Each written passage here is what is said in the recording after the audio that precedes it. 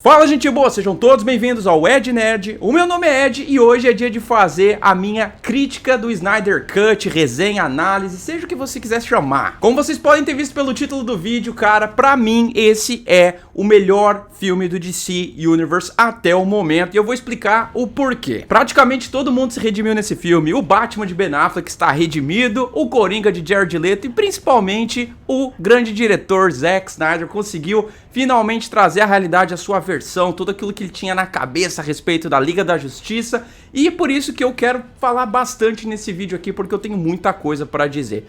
Vem comigo então e roda a vinheta! Bom, galera, todo mundo já tá praticamente careca de saber toda a história por trás do Snyder Cut. Era a versão que era pra gente ter assistido no cinema, porém, lá pela uma decisão criativa da Warner, eles não curtiram o filme que o Zack Snyder tinha feito, tiraram o cara do jogo e colocaram o diretor do Vingadores 1 e 2 pra terminar as filmagens, refilmar mais algumas coisinhas e mudar praticamente o tom inteiro do filme. Em vez de um filme mais introvertido, um filme mais contido, sombrio, realista, não, eles preferiram adaptar aquela fórmula à la Marvel e introduzir um monte de piada, deixar os heróis mais, de certa forma, relaxados, né, piadistas, e aí a gente teve aquele resultado maravilhoso que a gente conseguiu conferir em 2017 nos cinemas. Que essa merda aí, porra. Não me entenda mal, não é que eu não goste desse tipo de filme, o problema é que isso não se encaixou dentro da pegada, da proposta do universo da DC nas telonas. A gente vinha com um certo tom lá desde Homem de Aço de 2013 com Henry Cavill, né, o filme que daria a introdução do Superman no planeta Terra, em todo esse grande universo que o Zack Snyder tinha na cabeça,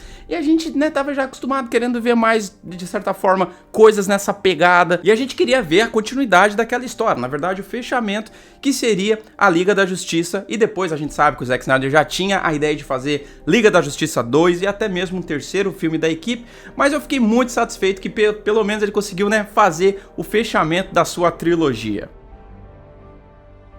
Bom, mas antes de eu adentrar no vídeo, a gente precisa sempre ter um capítulo de prelúdio, né? Então, o prelúdio que eu vou pedir pra vocês aqui é justamente se inscrever no canal, cara, pra eu poder continuar fazendo esse conteúdo, trazendo sempre uma visão sincera das coisas, não recebo patrocínio, não tenho contrato com nenhum estúdio, tudo que eu falo aqui é minha visão, de forma clara, de forma realista, né, de forma honesta. Então, peço a inscrição de vocês, clica aqui no botão do inscrever-se, também já dá um raio laser do Superman no botão do sininho, ativando todas as notificações e também já faz aquela parada lá que a Diana faz e joga uma rajada de energia aqui no botão do like, já espalha joinha pra tudo quanto é lugar nesse vídeo. Lembrando que as nossas redes sociais estão na descrição, vai aqui na descrição, me segue lá no Instagram pra gente bater um papinho no privado.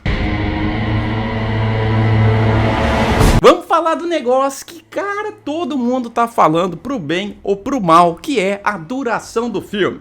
O longa tem mais de 4 horas, isso mesmo. A gente sabe que isso é basicamente um corte bruto do filme. O que eu quero dizer com isso é que se aquela versão do Zack Snyder realmente tivesse ido para os cinemas em 2017, não seria um filme de 4 horas, obviamente, porque ele teria que contratar um editor, né? Teria toda uma equipe de editar o vídeo para deixar ele no formato comercial, formato ali de 2. Talvez esse filme tivesse umas 2 horas e 40, pelo que o Zack Snyder falou e também pelo tanto de informação que tem no filme.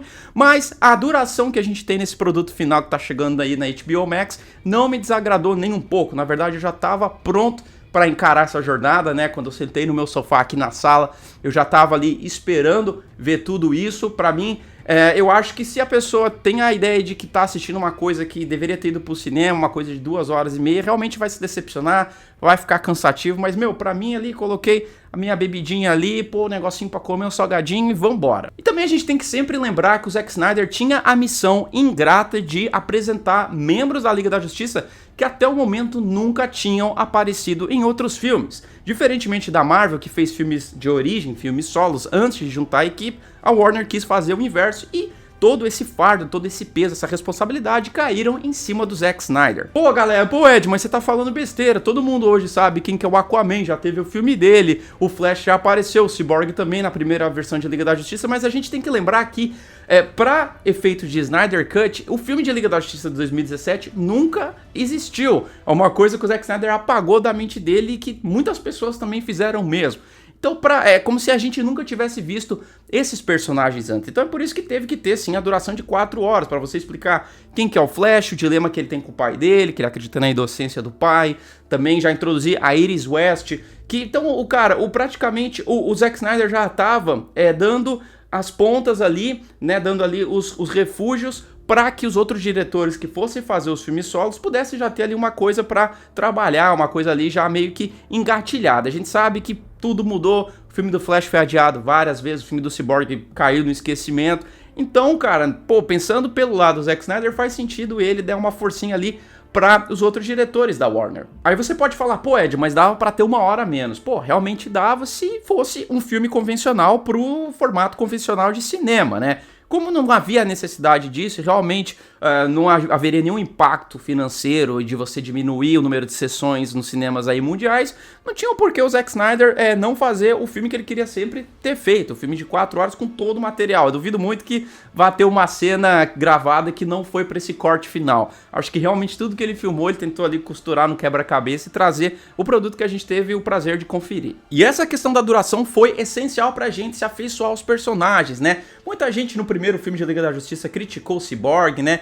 Falou até mesmo da atuação do Ray Fisher, que tava uma atuação meio paradinha, meio fria, uma atuação meio sem grandes brilhos, vamos chamar dessa forma. E eu acho que tudo aquilo que deveria ter acontecido no filme do Cyborg lá em 2020 foi feito aqui. Foi um filme de origem pro Cyborg, né? A gente teve o flashback dele com a mãe, a gente soube mais do passado dele lá na Universidade de Gotham, a gente vê a relação tumultuada que ele tem com o pai dele, o que isso vai acarretar para a trama de Liga da Justiça. E eu diria até que é um personagem que eu passei a gostar, um personagem que eu não ligava tanto na primeira versão, mas agora realmente eu gostaria até de ver uma parceria dele e do Flash aí, talvez em Flashpoint, ou até mesmo num filme de Cyborg. Vamos agora falar de uma coisa que foi polêmica lá no filme de 2017, muita gente falando que o Lobo da Steppe tinha visual de PlayStation 3, e agora vem a grande pergunta. O negócio melhorou, temos aí um vilão mais crível, mais, de certa forma, realista, lembrando que ele é um alienígena que conquista mundos. Será que isso mudou? O que eu acho disso? Bom, eu vou ser sincero com vocês, eu acho que melhorou muito, melhorou numa escala exponencial, vou chamar dessa forma. Porque, cara, agora a gente consegue ver as expressões no rosto do Lobo da Steppe, a gente consegue saber o que ele sente, a gente consegue ver traços de aflição, de certa forma, sofrimento, ódio. E é uma coisa que a gente não conseguia ver no outro cara lá de 2017, porque, era basicamente um gráfico de PlayStation 3 realmente, não tinha como os caras fazerem as microexpressões faciais, né?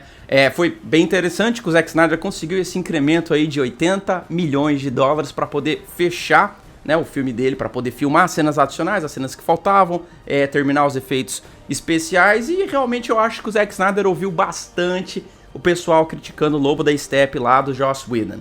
Então foi bem interessante ver esse Lobo da Steppe. Eu também queria falar até mais do vilão em si, porque ao contrário do filme que a gente viu alguns anos atrás, nesse filme aqui a gente consegue perceber uma motivação, uma coisa que falta em praticamente todos os vilões da cultura pop, seja Marvel, DC, Turma da Mônica, sempre falta uma motivação que a gente consiga se identificar, pô. Você sabe que esse negócio de eu sou o poderoso e quero dominar o universo. É chato pra caralho. Tá chato, cara. Desde 1960 a gente tem que ver vilões com a mesma motivação e que não resulta em nada. A gente não entende por que o cara quer ser, mas tu quer ser o mais poderoso pra fazer o que exatamente? Entendeu? A motivação se perde em si mesma. Ao contrário disso, nesse aqui a gente tem a motivação que é o apreço que ele quer voltar a ter do Darkseid, né? Ele traiu o cara no passado, a gente não teve muitas explicações, mas agora o cara quer fazer de tudo. Realmente ele quer cuidar do sobrinho dele, a gente sabe que nos quadrinhos o Lobo da Steppe é o tio do Darkseid, ele quer jogar bola com o moleque de novo, tá ligado?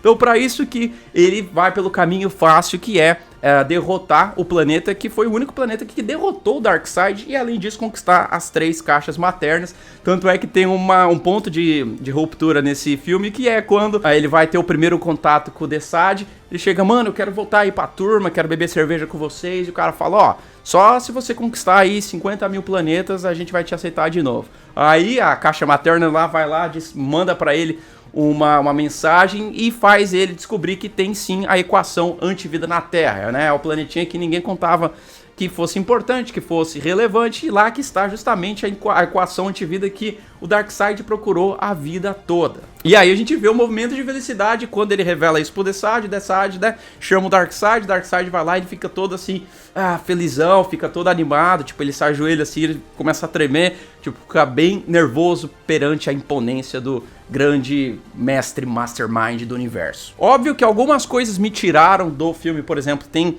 alguns planos lá em Themyscira que a gente consegue notavelmente perceber que é tudo tela verde, ali não é nada filmado de verdade, né? Justamente porque Themyscira não existe até onde a gente sabe. É óbvio, velho! Então, a gente consegue ver que o fundão ali tá feio, tá ali apagado digital, os caras aplicaram lá toda a magia que eles fazem por trás do chroma key. E, pô, realmente eu acho que ali naquele ponto o orçamento do filme acabou. A Warner falou, ó, não vamos liberar mais dinheiro, se vira com o que você tem aí. E aí a gente teve o produto sendo entregue dessa forma, né? A gente teve que ver isso lá no filme, mas nada assim que, putz, esse filme aqui é uma porcaria por causa disso. Não, muito pelo contrário. Eu acho que o filme tem muitos pontos positivos em relação aos negativos. E também o Darkseid está muito bonito. Muito obrigado. Óbvio que num possível futuro aí, Liga da Justiça 2, os caras vão melhorar bastante o visual, assim como até a Marvel fez, né, com a primeira versão do Thanos lá em Vingadores 1.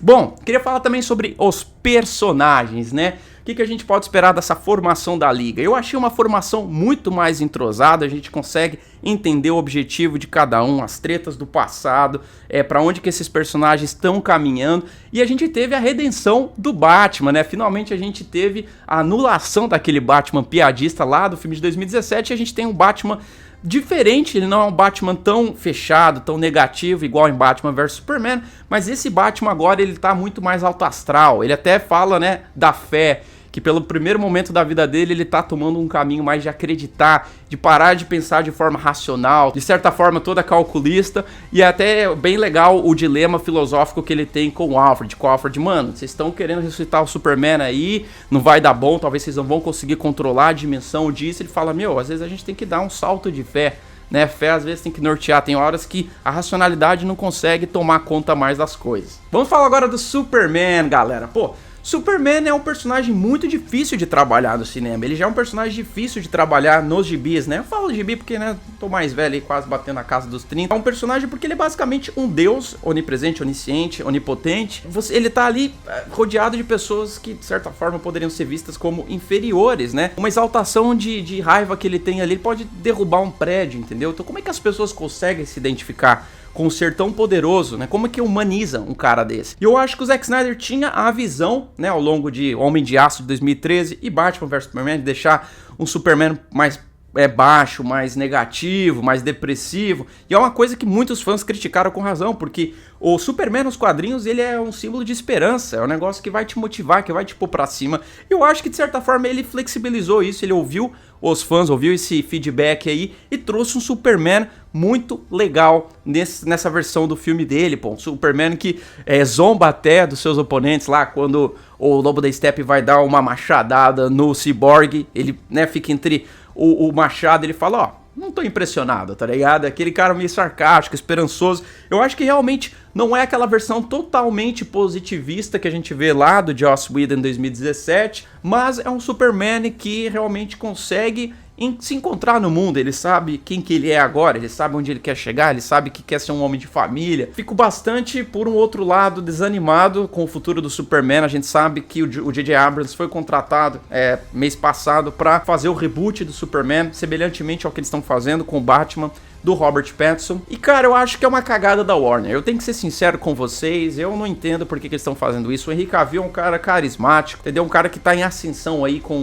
fez um filme legal de Missão Impossível, fez The Witcher, sabe? Eu não entendo por que a Warner tá optando por isso. Eu acho que ainda tem como continuar esse caminho que foi idealizado pelo Zack Snyder. A gente também, por um outro lado, sente a imponência do Darkseid. A gente vê que o cara realmente vai dar muito trabalho, ou daria muito trabalho, né, no Liga da Justiça 2, então a gente consegue ter um desenvolvimento bastante incrível de praticamente todos os personagens. É perfeito? Não, tem os seus problemas, como por exemplo o próprio Caçador de Marte. Aquela cena onde que introduzem ele lá conversando com a Lois, passando pela Marta, é desnecessária, pessoal. Eu sei que todo mundo queria ver o Caçador de Marte, um dos membros fundadores da Liga, mas daquele jeito eu achei desnecessário. Eu achei que poderiam ter pensado numa coisa maior, talvez ele ajudando a Liga no final da batalha lá na Rússia. Por que ele, o General Lennox, ia se passar pela Marta só pra falar, tá tudo bem, Lois, siga a sua vida, aceite o luto. Eu sei que, né, o Caçador de Marte tem todo um background, a história dele, no planeta natal dele, a família dele foi morta. Eu acho que apenas a cena do epílogo estaria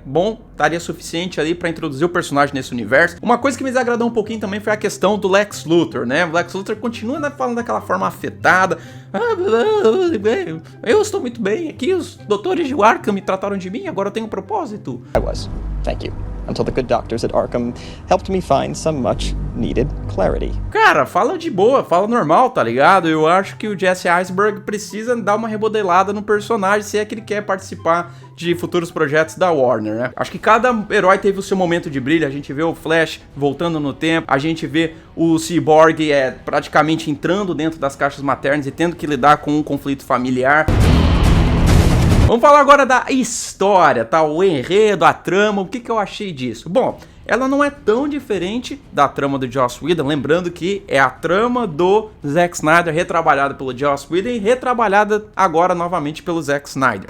Que viagem é essa, velho? Então, eu gostaria ainda de ter visto um combate maior num centro urbano, por exemplo, Gotham, Central City, Metrópolis, onde realmente a população visse o quão fundamental é a existência da formação da Liga da Justiça, quão essencial é aquela equipe estar defendendo o planeta Terra de ameaças. Somente jogar os caras lá na Rússia, eu achei meio que deslocado do resto do mundo, é uma cidade fantasma, como muito bem a Mulher Maravilha diz no filme. Então eu queria ainda que tivesse refilmado todo o terceiro ato, colocar, por exemplo, sei lá, uma planta nuclear em Metrópolis, e aí o Lobo da Steppe se estabelece lá para poder ativar as caixas maternas, alguma coisa nessa pegada aí, mas a trama é satisfatória, a trama deixa cada herói brilhar, é uma trama que é bem amarrada por conta, né, das 4 horas de duração. A gente tem basicamente todos os elementos sendo colocados no quebra-cabeça, o quebra-cabeça funciona, ele é montadinho perfeitamente, a gente entende a motivação de cada personagem. Eles explicam o conceito das caixas maternas, explica o que eles querem fazer, o que o Lobo da Steppe pretende. Não tem aquela gafe lá da Liga da Justiça 1,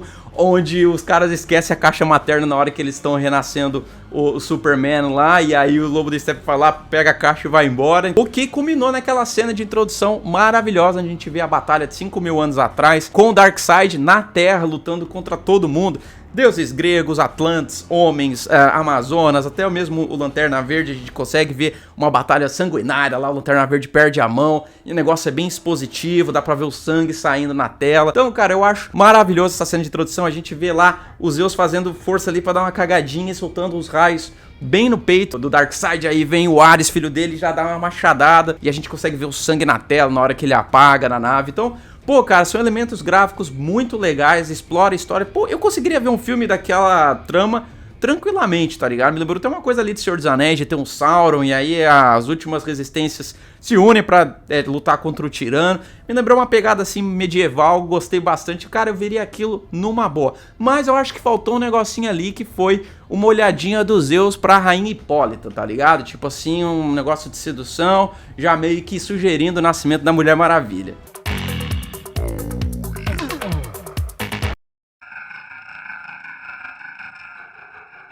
Bom, trilha sonora, eu vou falar rapidinho aqui, cara. Eu gosto bastante da trilha do Junkie XL. Eu acho que não é tão boa quanto a do Hans Zimmer. Hans Zimmer realmente, pô, tá ali no meu top 3 melhores compositores de trilha sonora do cinema de todos os tempos, cara. Adoro as trilhas que ele fez. Fez a trilogia do Nolan, do Batman, fez o Homem de Aço, que é incrível, uma trilha sonora maravilhosa de linda.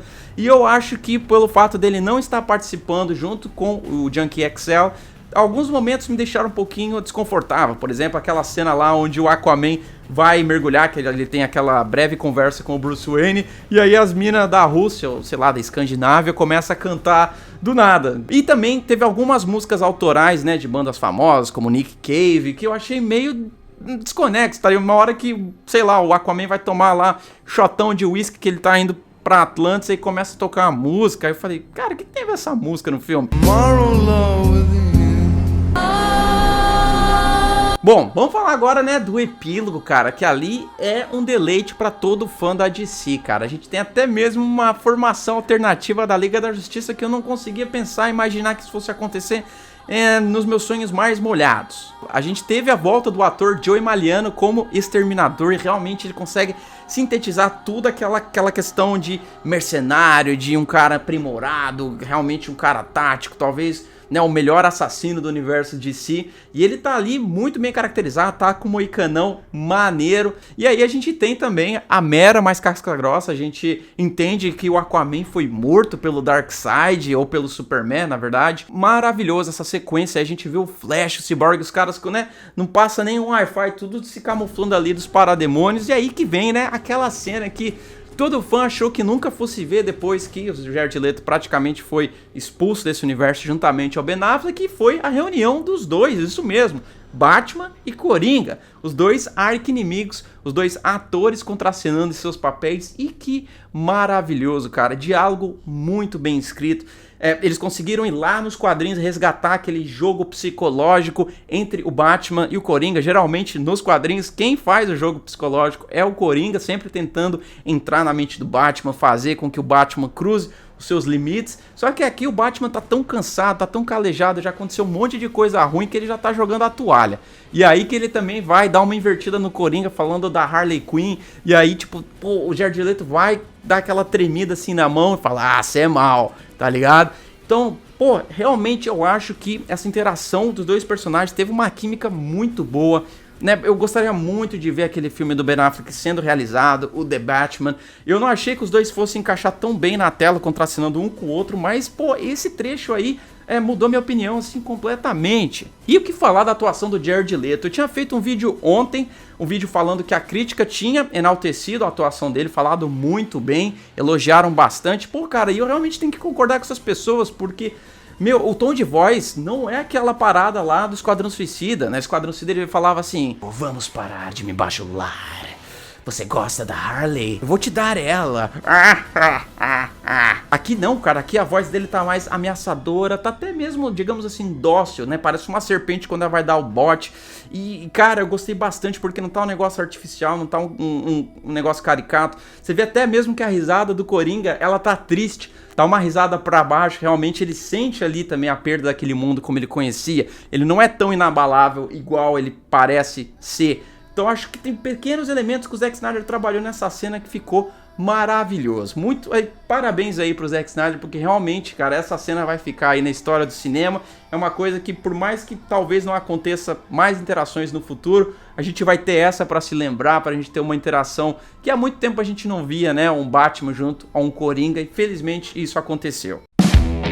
Bom, galera, vocês viram que praticamente foi só elogio, óbvio, nada é perfeito nesse mundo, nenhum filme é perfeito, nenhuma música é perfeita, né? Tem vídeos meus que também passam longe da perfeição, então por isso que eu não posso dar uma nota perfeita para o Snyder Cut, porque eu tenho pontos realmente que eu não gostei. Então, eu nunca fiz isso nas minhas críticas, geralmente eu nunca tinha pensado em fazer, mas vou dar uma nota para esse filme, numa escala de 0 a 10, eu dou um 8,5 para esse filme. Eu acho que realmente é um filme que entregou o que os fãs queriam, especialmente os fãs do Snyder. Eu gostaria muito que a Warner fosse continuar esse universo, essa visão do Zack Snyder. Óbvio que, né, fazendo algumas adaptações. Bom, galera, e se vocês gostaram do vídeo, por favor, deixe seu comentário. Isso é essencial para que o YouTube enxergue esse vídeo aqui e saia divulgando para outras pessoas que não conhecem o canal. Eu queria saber de vocês, curtiram o filme? Não gostaram? Não concordam comigo? Concordam comigo? Deixe seu comentário aí. Eu vejo vocês no próximo vídeo e valeu!